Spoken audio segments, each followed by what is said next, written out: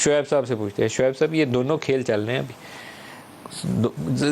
کوشش ہوگی P M L N کی کہ کسی طریقے سے وہ نواز شریف کو اس سسٹم میں بینیفٹ کر سکیں, وہ کیمپین کر سکیں, ان کے اوپر نااہلی کی تلوار ہٹ جائے. پولیٹیکلی ایک ان کو تھوڑا سا بہتر ان کے ووٹرز کے لیے ماحول ہوگا اگر ان کو پتہ چلے کہ نواز شریف اب نہل نہیں ہے, واپس اسمبلی میں جا سکتا ہے. لیکن کیا یہ ممکن ہو پائے گا اسی شارٹ سپین کے اندر؟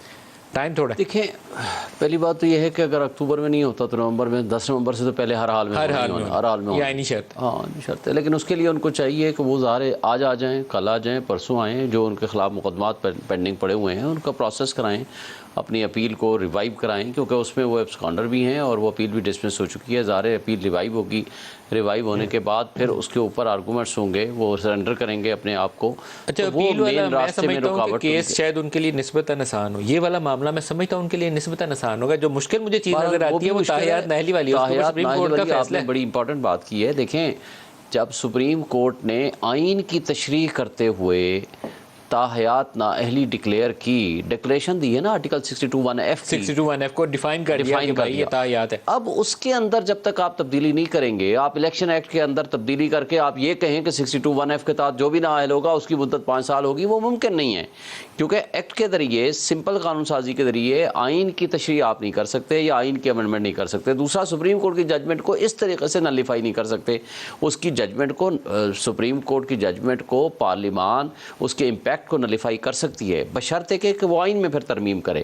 وہ یہ نہیں کر سکتی کہ اس طریقے سے نئی پارلیمنٹ آئے گی 2-2.5 سے کرے گی, اس کے بعد وہ جا کر کے وہ تو ٹرک کی بتی ہے, وہ اس کے لیے تو ابھی معلوم نہیں اگلی حکومت میں کسی کو 2.5 بات یہ ہے کہ جیسے آپ فرما رہے ہو کہ دیکھیں انسرٹینٹی تو تب ختم ہوگی کہ جب آپ سب کو ایٹ پار موقع دیں, سب کو موقع دیں کہ وہ پارٹیسپیٹ کریں ان دی پروسیس آف الیکشن.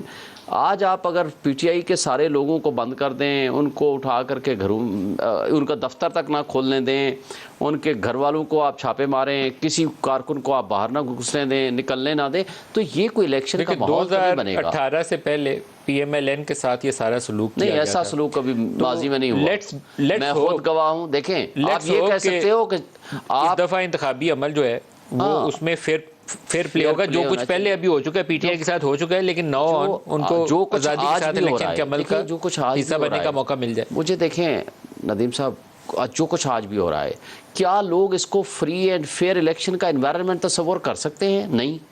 کیا دیکھیں 3 مہینے بعد الیکشن ہے, میکسیمم آپ 4 مہینے بعد الیکشن ہے. انتخابی عمل میں پی ٹی آئی کو آزادی کے ساتھ حصہ لینے کا موقع پورا ملنا چاہیے, وہ نہیں رکاوٹ بننی چاہیے. لیکن یہاں میرا سوال اور ہے, ابھی وہ کہتے ہیں نا کہ بہت فاصلہ ہے اس اینڈ رزلٹ تک جو پی ڈی ایم سوچتی ہے کہ ہم حاصل کر لیں گے انتخابی نتائج میں. سپریم کورٹ کے اندر بعض معاملات ہیں, جیسے 16 ستمبر کا وہ انتظار کر رہے ہیں کہ بندیال صاحب رخصت ہو جائیں گے اور قاضی فائز عیسیٰ آ جائیں گے.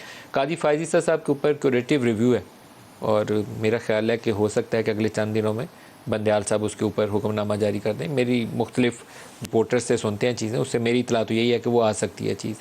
اسی طریقے سے جو بینچوں کی تشکیل کا معاملہ ہے وہ بھی سپریم کورٹ نے اس کے اوپر ایک فیصلہ دینا ہے.